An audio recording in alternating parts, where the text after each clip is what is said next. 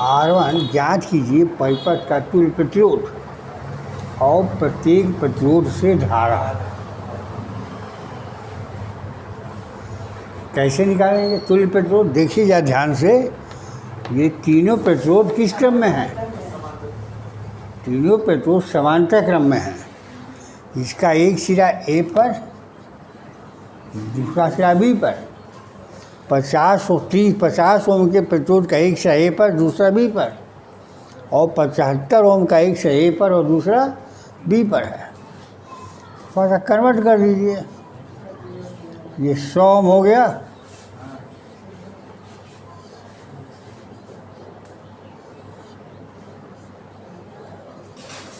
R1, R2, R3 और R4, R1 हो गया। ए व बी के मध्य तुल्य प्रतिरोध बराबर R, 1/R बराबर 1/R2 plus 1/R3 plus 1/R4, 1/50 धन 1/50 धन 1/75। जोड़िए कितना आएगा?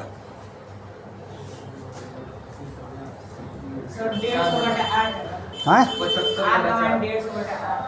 रोहतम कितना हो जाएगा? 150।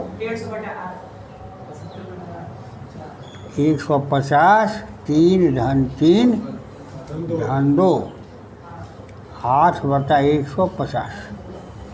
R बराबर 150/8 ओम। अभी ए व बी के बीच का प्रतिरोध, तुल्य प्रतिरोध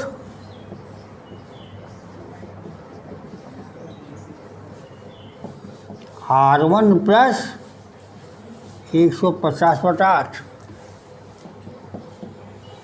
100 धन 150/8, 800 धन 150/8, 950/8। भाग दीजिए कितना आएगा? हैं? 100। अब देख ही लिया जाए क्या इनका आया है। 118.75।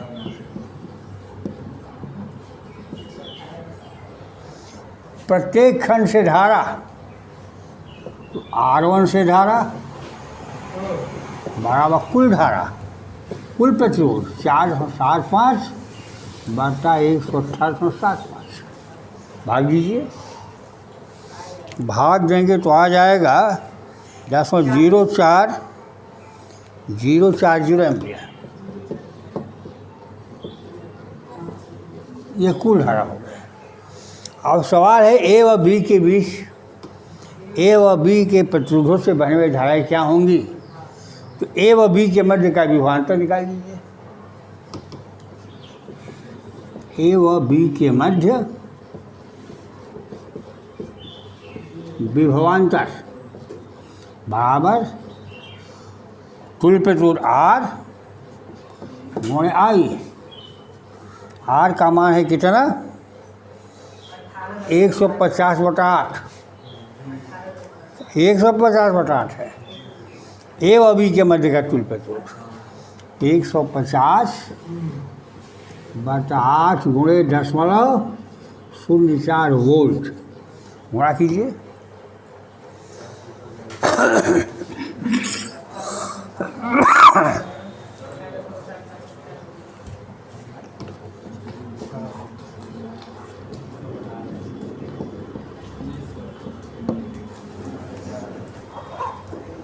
एक जीरो दे दिया तो ये 15 हो गया, ये 10.5 हो गया, 15 चौके 60 हो गया, 6/8 हो गया, 3/4 वोल्ट।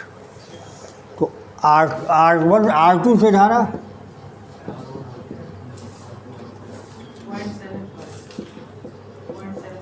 3/4/50, R3 से धारा 3/4/50, R4 से धारा 3/4/75 एम्पियर।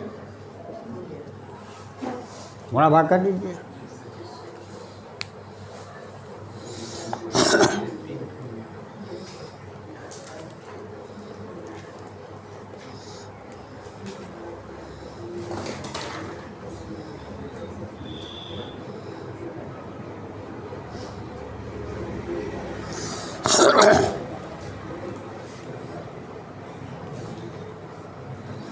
और कौन है? नीचे वाला भी बिटा दें।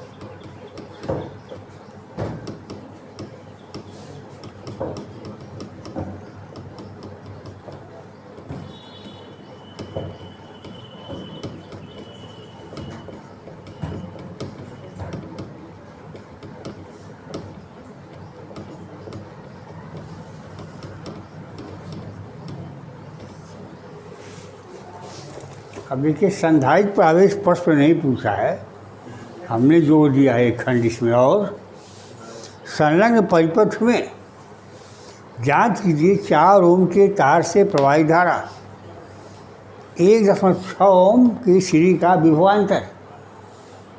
देखिए, अब बीच में संधारित्र जुड़ा हुआ है। इस संधारित्र खंड से तभी तो धारा बहेगी जब तक कि संधारित्र आवेशित नहीं हो जाता। संधारित्र के आवेशन के बाद इससे धारा का प्रवाह नहीं होगा। अब इसे कोई धारा नहीं बह रही है, धारा केवल सीधे बहेगी।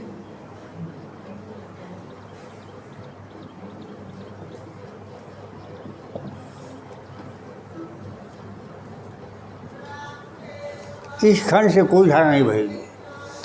इन प्रतिरोधों का कोई महत्व नहीं है, इसलिए हम इनको छोड़ देंगे। अब ए बी के मध्य का तुल्य प्रतिरोध निकालने के पहले आपको ए और सी के मध्य का तुल्य प्रतिरोध निकालना पड़ेगा। ए व सी के मध्य तुल्य प्रतिरोध, तुल्य माने इक्विवेलेंट रेजिस्टेंस R1, 1/R1 बराबर 1/4 धन 1/12।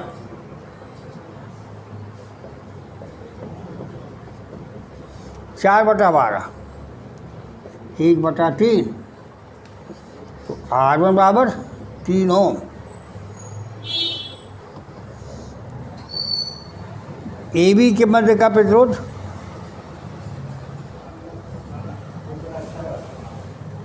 R2 बराबर 3 धन 1.6 और 4.6। परिपथ का कुल प्रतिरोध हाँ 1/4 धन 1/6 है, तो एलसीएम 12 है ना होगा। हाँ हाँ 1/6 है ये, 1/6 है, तो तब भी लघुत्तम 12 हो गया। 4 3 12, 6 2 12, ये कितना हो गया 5/12, 12/5, 5 दूनी 10 और 5 के 20। तो अगर 2.4 धन 1.6 कितना हो गया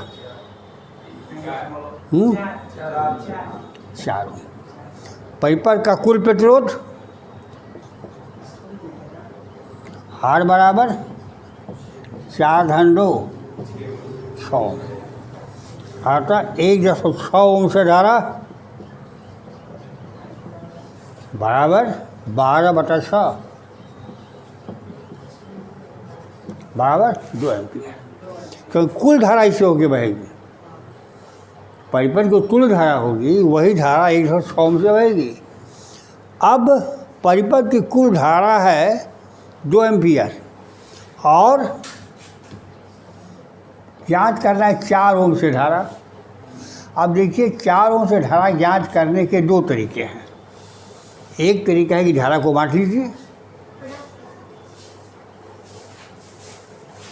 एक तरीका है कि धारा को बांटिए, यह इससे I1 और इससे I2, तो I1 प्लस I2 बराबर 2 एम्पीयर, I1 अपान I2 R2/R1 6/4 बराबर 3/2, तो I1 बराबर 3/2 I2। हमको निकाला I1,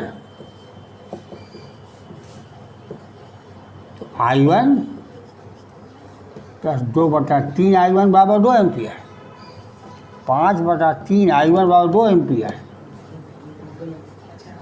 I1 6/5 एम्पीयर, 1.2 एम्पीयर। या ए व सी के बीच का कुल प्रतिरोध निकाला है 2.4 ओम, इसलिए ए व सी के मध्य विभवांतर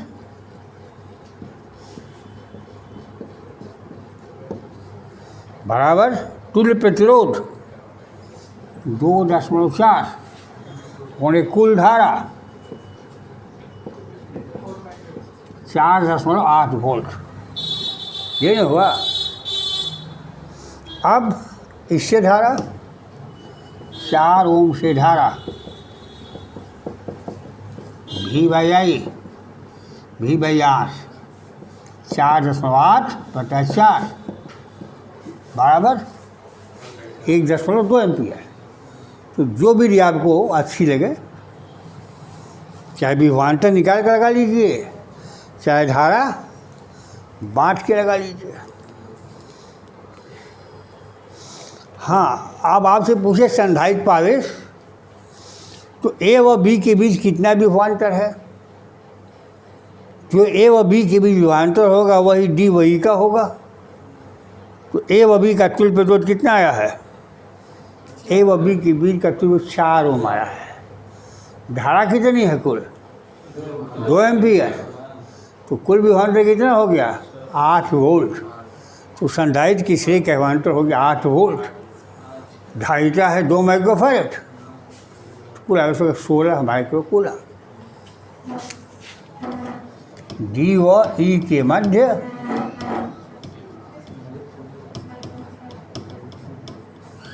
विभवांतर बराबर ए व बी के मध्य का तुल्य प्रतिरोध 4 × 2 बराबर 8 वोल्ट। अतः संधारित्र प्रावेश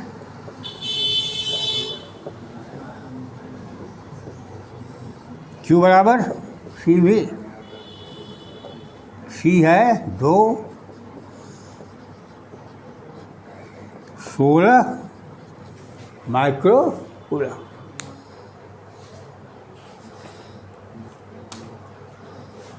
बता दें,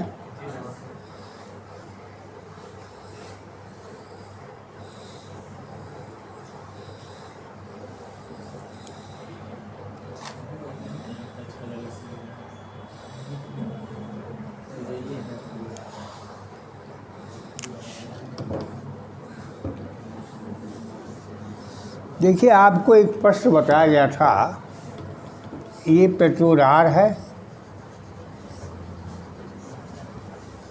ऐसे जोड़ दें तो ए व बी के मध्य कुल पेट्रोल कितना होगा?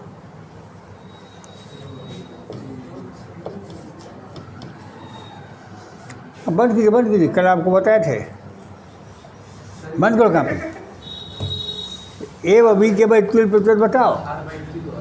हाँ, R/2 कि R/3 कि 3R?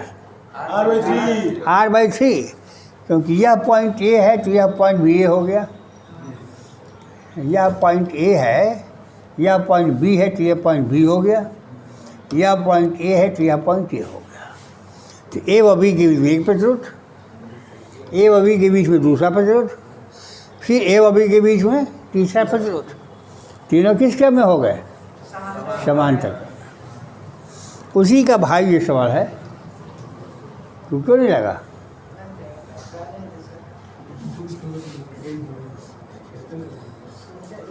सर जब श्रेणी क्रम में रहता तब ना होगा सर, इधर श्रेणी क्रम में रहेगा तब ना, श्रेणी क्रम में रहेगा तब ना आता है।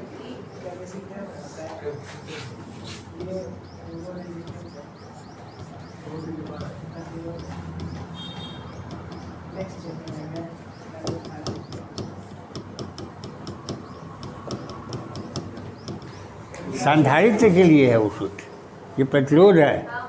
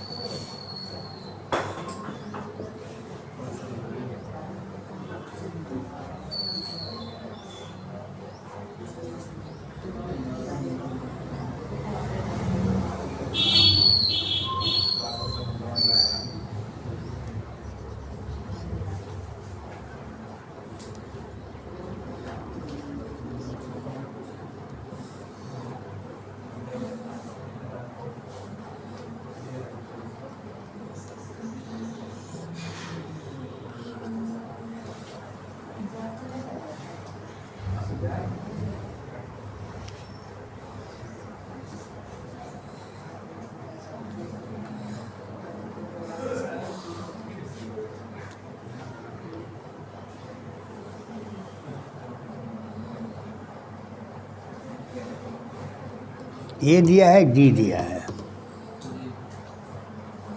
और यहाँ बी दिया है। ए व बी के मध्य तुल पेट्रोल बताओ।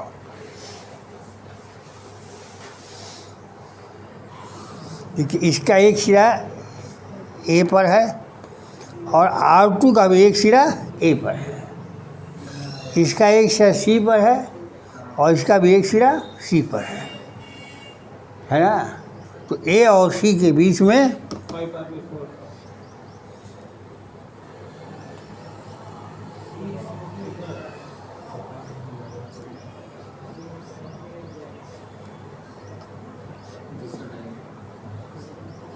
ये सी हो गया। ए और सी के बीच में तुल पे तुल हो गई थी ना।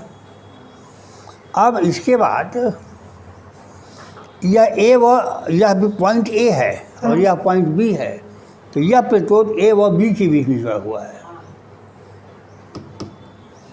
अब देखिए यह है बिंदु, ये इसको हमने डी मान लिया, नहीं डी ये है, तो यह बिंदु सी से जुड़ा है, ये डी बिंदु हो गया। डी बिंदु किससे जुड़ा है? सी से। ये बी हो गया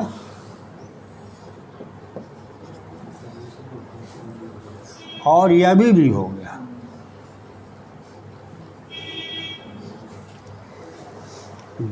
डी और बी के बीच में एक पैदल जुड़ा है, और इसके बाद ये समांतर ए व बी के बीच में ये जुड़ा है।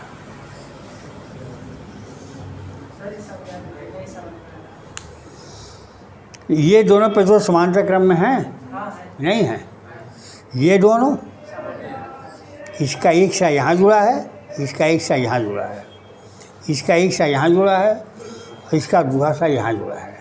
ये दोनों भी समांतर क्रम में हो गया ना। और ये दोनों बिंदु क्या हैं? एक ही हैं। तो डी और सी एक ही बिंदु हो गए, यहाँ सीधा तार जोड़ दिया, और ए व बी के बीच में ये पैदल जुड़ा है R3। आई बात समझ ना। तो ये हो गया हमारा R1, R2, R4, R5, और ये हो गया R3। ठीक है ना? हाँ, कौन? R3 ना। देखिए R3 का एक से ए पर जुड़ा है और दूसरा सिरा बी पर जुड़ा है। ये ए व बी की पैरेलल में हो गया। हाँ समझ, अब तो हो गया। अब आप अपना बंद कीजिए कहानी।